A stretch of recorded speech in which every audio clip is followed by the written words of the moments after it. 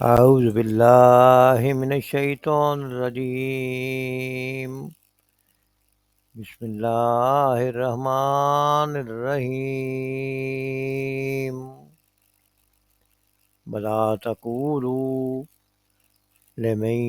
يقتل في سبيل الله أموات بل أحياء ولكن لا تشعرون. ولا اور نہیں تقولو تم کہو لمن اسے جو یقتلو مارے جائیں فی سبیل اللہ اللہ کی راستے میں اموات مردہ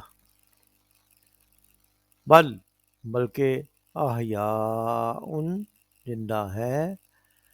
ولکن لا اور لیکن نہیں تشعرون تم شعور رکھتے ولکن لا تشعرون لیکن تم اس کا شعور نہیں رکھتے ولا تقولوا اور مت کہو لمن یقتل فی سبیل اللہ اموات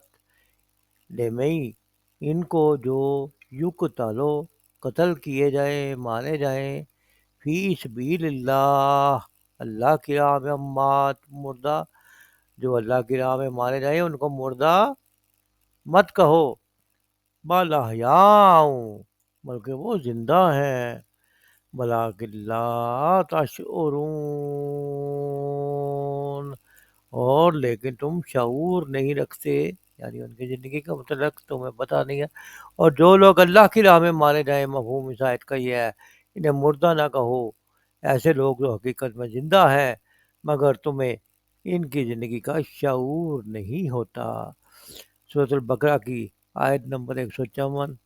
کا ترجمہ اور تفہیم پڑھی گئی ہے۔ یہ آیت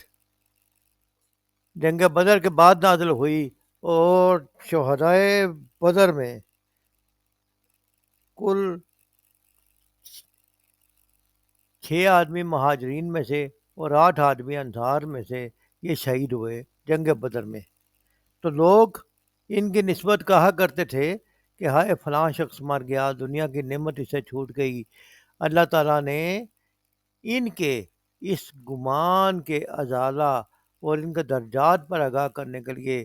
یہ آیت نازل فرمائی۔ اس آیت میں شہید کا مقام بتایا گیا ہے۔ سید مودودی رحمۃ اللہ علیہ اس آیت کی تفسیر میں لکھتے ہیں کہ موت کا لفظ جو ہے اس کا تصور ہی انسان کے ذہن پر ایک ہمت شکن اثر ڈالتا ہے، اس لیے اس بات سے منع کیا گیا کہ شہدائے فی سبیل اللہ کو مردہ نہ کہا جائے، کیونکہ اس جماعت کے لوگوں میں شہدائے فی سبیل اللہ کو مردہ نہیں کہنا چاہیے۔ جو لوگ اللہ کی راہ میں مارے جائیں ان کو مردہ نہیں کہنا، کیوں کہ ایسا کہنے سے جب کوئی کہا جاتا ہے کہ فلاں مر گیا تو یہ ایک مایوسی اور جذبہ جہاد بقتال اور جان فروشی کے جذبے کو چھت پڑ جانے کا اندیشہ ہے۔ اس لیے شہداء کا درجہ بتانے کے بعد ہدایت کی گئی کہ اہل ایمان اپنے ذہن میں یہ تصور جمائیں کہ جو شخص خدا کی راہ میں جان دیتا ہے وہ حقیقت میں حیات جاوداں پاتا ہے، اور یہ تصور واقعہ بھی ہے کہ اس سے روح شجاعت بھی تازہ ہوتی اور تازہ رہتی ہے۔ لوگوں کو ہمیشہ کی زندگی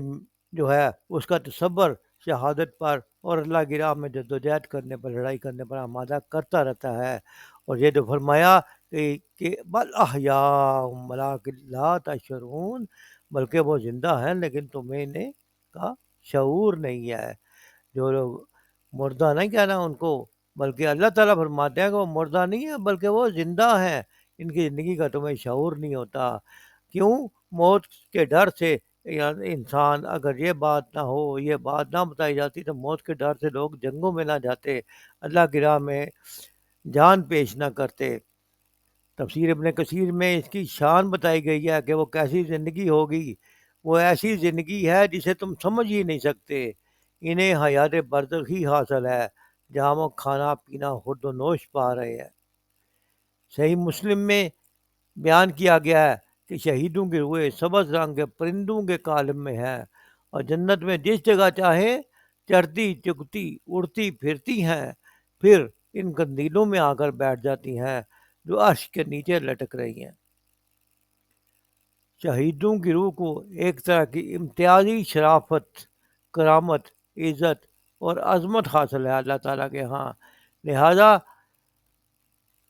موت کے ڈر سے مسلمانوں کا جذبہ جہاد سرد نہیں پڑنا چاہیے، بلکہ جان دینا چاہیے کہ جو خالص اللہ کی راہ میں جدوجہد کرتے ہوئے اللہ کی راہ میں جان دیتا ہے، اس کے اوپر کوئی مشکل آتی ہے، اس کے اوپر جان سے ہاتھ دھو بیٹھتا ہے، تو اس کو اللہ کی طرف سے امتیازی حیثیت حاصل ہوتی ہے، عزت، شرافت، کرامت اور عزت اور عظمت حاصل ہوتی ہے، اور وہ ہمیشہ کی زندگی حاصل ہوتی ہے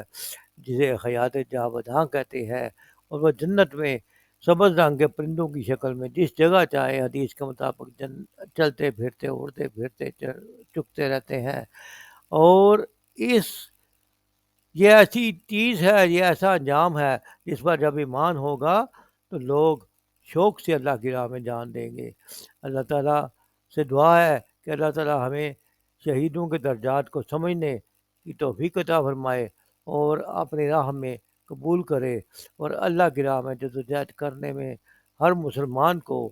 جو ہے وہ موقع عطا فرمائے، تاکہ اس کو وہ عزت، اور شرافت اور عظمت حاصل ہو جائے جو شہیدوں کی روح کو ہوتی ہے۔ وما علینا الا البلاغ۔